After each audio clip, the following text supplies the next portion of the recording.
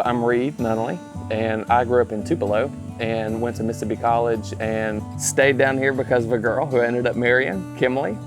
And Kimberly and I have 4 kids. After graduation, I worked at Fleet Feet Sports, which is how I got into the running community. After Fleet Feet, I decided to go to law school, and so went to MC Law. Had been practicing law in Jackson really since then. I'd been dealing with like shoulder stuff for a while. The first time it came out, I was in college, and I was actually in class, and I leaned back to stretch and my shoulder came out.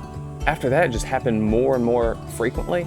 Just everyday tasks, it would come out. It would come out when I was sleeping, and I would wake everybody in the house up when I hit the deck screaming. One weekend I was cutting the grass and the shoulder came out again. I was like, that's it, this has to stop. I called Dr. Hoseman that Monday. When I first met him, like that first meeting went really well.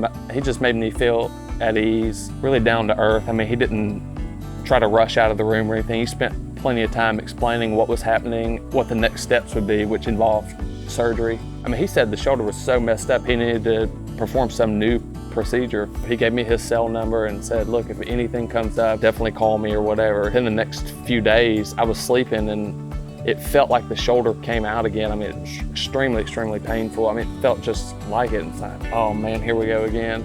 I was really frustrated more than anything. So I texted him.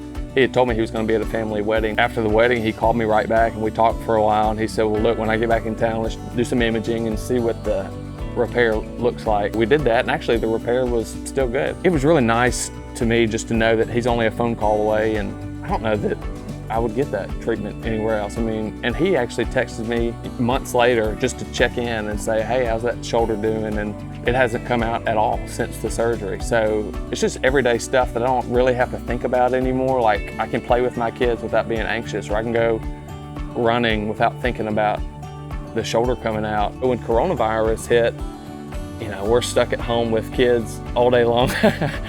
And there's just a lot of like craziness going on in the world. And my wife says we're gonna make a thankful board, and everybody's gonna write stuff on there every day about something they're thankful for in the midst of all this craziness.